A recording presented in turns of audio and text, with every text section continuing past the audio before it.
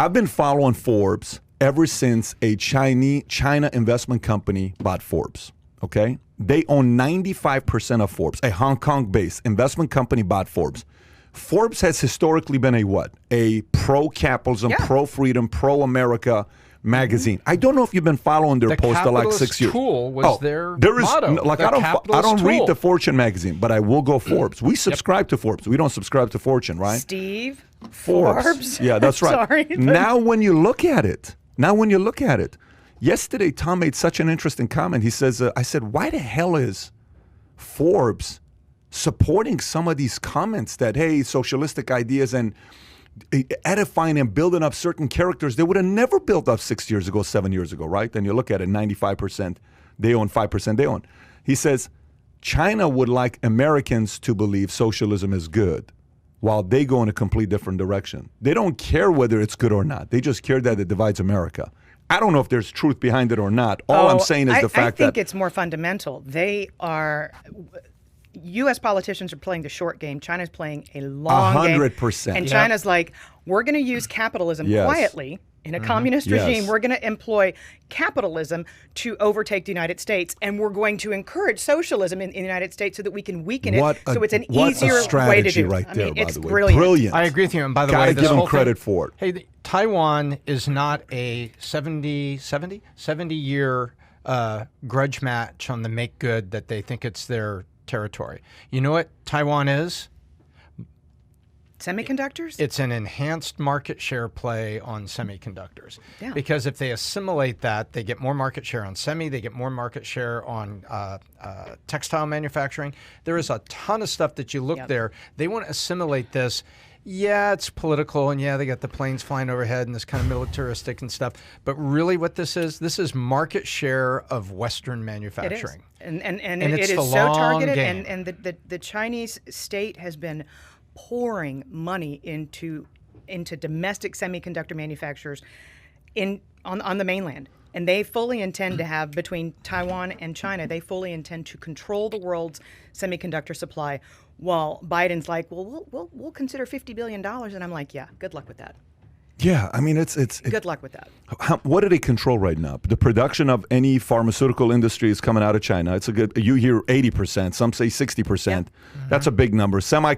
What else are they controlling? Telecommunications I mean, equipment. Huawei's got a third of the world's telecommunication equipment is one company, Huawei.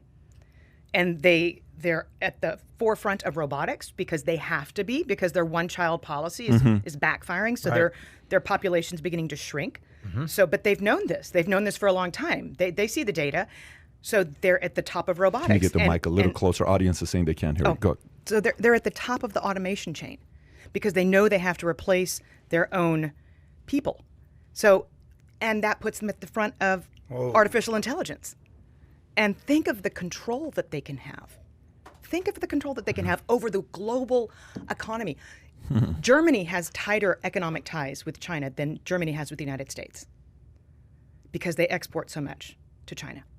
And when you think about World War II, I know it's a long time ago, but the world is split along lines, and they're always economic lines. And are you allied with China, who butters your bread, or the United States because they've always been your ally, your friend, traditionally, in a post-World War II regime? So, but again, money talks. And your third story? No, the world's at war I'm right limited now. to two today. I'm working on myself. I'm getting with you. I believe the world is at war. We just don't see it that way. And right now we have producer-supplier wars, and the only difference is we don't have a bunch of poor serfs with pitchforks being led by the knights as one king fights another king. But we are in the middle of producer-supplier wars on a global basis, and we just don't understand or see it that way. I'm going to throw a statistic out there that's going to give you an idea of how much America has changed. Okay? When the boys went off to fight World War II, all right, they were leaving a country that had been decimated by the Great Depression. They grew up in the Roaring 20s. And the average age of a GI in World War II was their early 20s. So they enjoy the Roaring 1920s, heyday when they were children. And then through their teenage years, when they're so impressionable, they're in the Great Depression. They come back, and World War I veterans, they gave a train ticket and $50. And there was awful unemployment among World War I veterans. Shame on the country, stain on the country. The politicians, when they were coming back, said, we're not going to do that to our veterans. We're going to take care of our veterans. They came back. Part of the GI Bill, we had the biggest college acceptance. We had the best birth rate in the world, the baby boomers. Home ownership went through the roof. Housing was massive. But this was all VA, and this was paying to go to college, and this was assistance getting into homes. There was a huge aspect of the GI Bill that was for unemployment. Only 20% of those funds were tapped. The boys came back, and they refused to take the government's money because they loved their country. They want it to work, and they want it to work for it, and they want it to get in. If they were going to get help, they were going to get help getting educated, not sitting on their ass. And look at where we are today by comparison. So if you enjoyed this little short segment from the podcast that we did, here's another short segment to watch. Or if you want to see the entire podcast, click over here. Take care, everybody. Bye-bye.